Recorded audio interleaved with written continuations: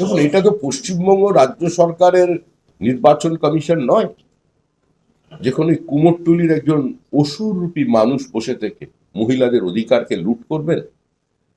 তো দোলা সেনের অধিকার আছে মামলা করার, ভারতীয় গণতন্ত্র তাকে সেই অধিকার দিয়েছে, সংবিধান তাকে সেই অধিকার দিয়েছে, তিনি মামলা করেছেন। এ নিয়ে যা উত্তর দেবার নির্বাচন কমিশন দেবে, যা বলা সুপ্রিম কোর্ট বলবে। এটা তো বিজেপির নির্বাচন কমিশন নয়। তৃণমূল কমিশন রাজ্যে নির্বাচন কমিশনকে যেভাবে পরিচালিত করে, ওরা ওদের মনের আয়নায় অন্য লোকের প্রতিচ্ছবি দেয়, ওরা ওদের মতো করে অন্য রাজনৈতিক দলকে ভাবে।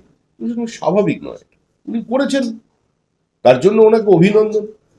2011 সালের পর রাজ্যে পালাবদলের পর মুখ্যমন্ত্রী শিল্পের সম্ভাবনার কথা বলেছেন। 15 বছরে রাজ্যে কোনো বড় শিল্প নেই। 18 তারিখ প্রধানমন্ত্রী আসছেন সিঙ্গুরে, বড় শিল্পের সম্ভাবনা দেখছেন কৃষকরা। দেখুন, আমরা তো সমস্ত শিল্পপতিদের বলছি আর একটা বছর অপেক্ষা করুন। যারা বুদ্ধদেব ভট্টাচার্যকে ব্র্যান্ড বুদ্ধ আখ্যা দিয়েছিলেন, তারাই কিন্তু মুখ্যমন্ত্রীর বিজিবিএস এর মঞ্চে দাঁড়িয়ে বলেন এত ভালো শিল্পবান্ধব পরিস্থিতি এর আগে কোনোদিন তৈরি হয়নি। আমরা মুখ্যমন্ত্রীকে উপজাতি সম্প্রদায়ের মানুষজনের সঙ্গে পায়ে পা মিলিয়ে ছন্দে নাচতে দেখেছি।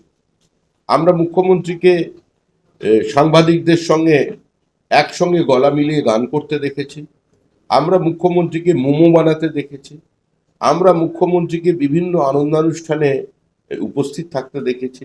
আমরা মুখ্যমন্ত্রীর ছবি দেখেছি, কবিতা দেখেছি, মুখ্যমন্ত্রীর সুরে গান শুনেছি, কিন্তু কোনোদিন কোনো বড় কারখানার গেটে নারকোল ফাটি উদ্বোধন এর দৃশ্য চোখে পড়েনি। অবশ্য কোনো ক্ষেত্রেই পড়েনি।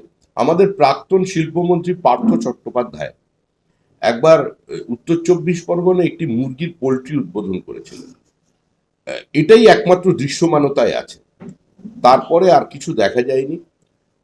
পশ্চিমবঙ্গে এই মুহূর্তে যে বিনিয়োগটা হয় সেটা বিভিন্ন পিএসইউ এর রুটিন ইনভেস্টমেন্ট। রিলায়েন্স এখানে তাদের ব্যবসা চালানোর জন্য মাটির নিচে কি তার পাতে, তো ওদের ওই টাকা তো তাদের খরচা করতে হবে ব্যবসায়িক স্বার্থে, সেটা নতুন বিনিয়োগ কি? দেউচা পাচামিতে আপনি ক্যামেরা নিয়ে গেলে সাংবাদিক যদি ঢোকেন, আপনি সুস্থ শরীরে ফিরে আসতে পারবেন না। ক্যামেরার ইন্স্যুরেন্স আগে করিয়ে নিয়ে যাবেন, কারণ দামি জিনিসপত্র ওটা তো ভাঙচুর হয়ে যাবেই। কোনো সাংবাদিকও ঢুকতে পারেনি, জানা যায়নি। যে সরকার একসময় বলেছিল ক্ষমতায় আসবার আগে যে সিঙ্গুরের ভেতরে কি হচ্ছে আমাদের জানা নেই, আমাদের প্রবেশাধিকার নেই, নন্দীগ্রামে আমরা ঢুকতে পারছি না, আজকে সেই সরকারের আমলেই দেউচা পাচামির প্রকৃত চিত্র কি সেটা জানা যায়।